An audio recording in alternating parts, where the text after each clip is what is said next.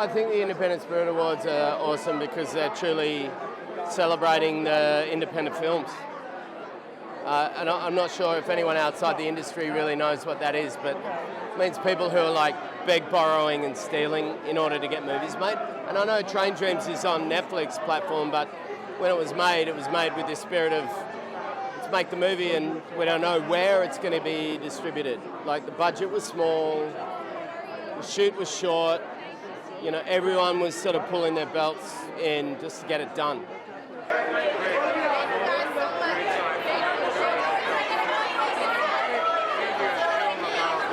Supporting independent filmmakers just so you can get different perspectives, you know what I mean? And I think for me it's been like the, Looks so beautiful with the sun behind you. I will always do an independent film because it gets down to the script. They're new ideas, they're original ideas, they're hard to get financed like everything is, but it's the lifeblood of the industry. We really need independent thought that's not necessarily corporate driven, and I think it's very important.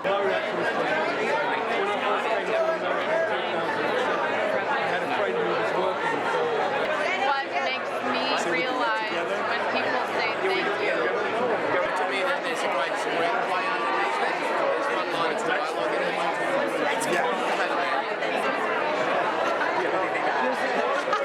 What's thoughts on life now after the Independent cinema is not related with budget, it's more with the attitude, you know.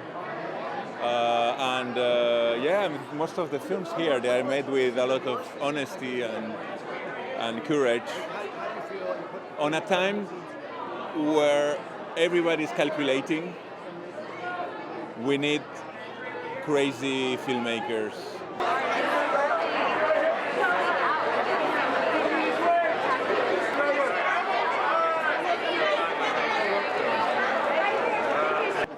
Man, the beauty I think is, I mean, aside from the late calls and the, you know, just tired, hammered in, doing it for the passion vibes, it's the unique storytelling, you know, that you're only going to get from an independent project and from original storytellers where, you know, it could be a comedy, it could be a drama, but it's going to be something that, you know, you feel you've never seen before, and I think we need more of that on screen. To open it, but it just feels like, yeah, he's a praise beautiful.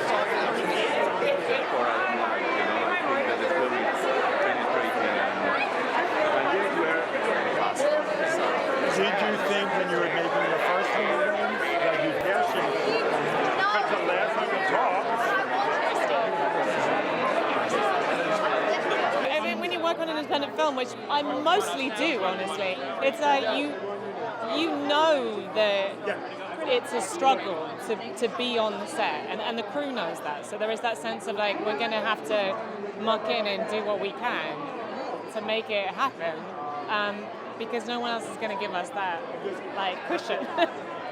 I suppose there's just this spirit of real collaboration, you know. I feel like there's always some sort of delineation with jobs on any set in any production, but I think there's something about making something that's indie where you're just kind of a part of this collective and you're woven into the DNA, and I think there's something about just that feels democratizing, you know?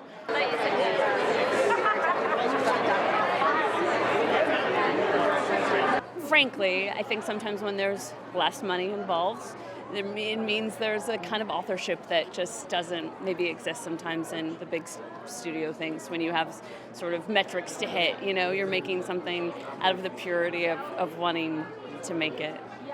You were present, and when there's literally another lens in the room, as there always was, there's so much freedom, at least for me, to actually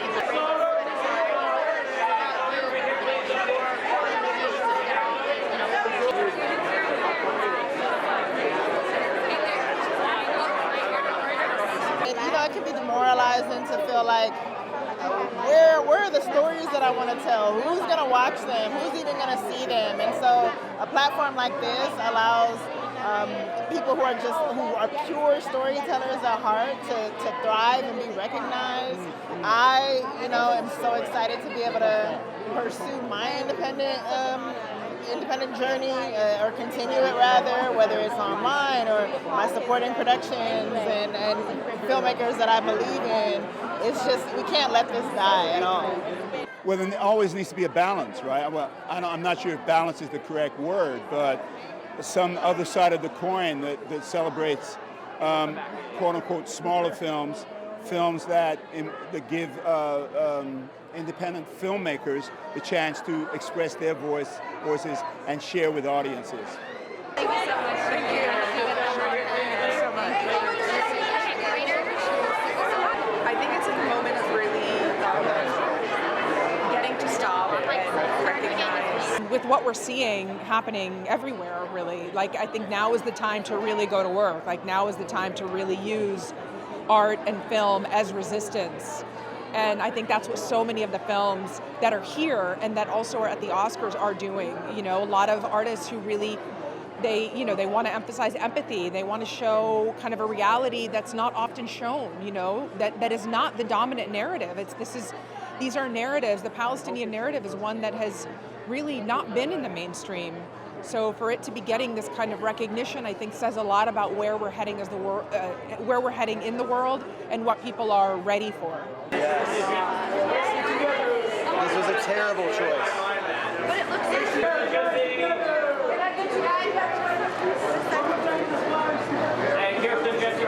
If it's not Mr. Color Commentary himself. I think that really what we're seeing, is the death of a system that could not sustain itself. When the streamers came in and they said, I'm going to win this race and I'm going to overspend, and it was exciting, but now they've pulled out, and now we're all here going, what now? And what now is scary right now, but what now always leads to something revolutionary and exciting. So I'm here for it.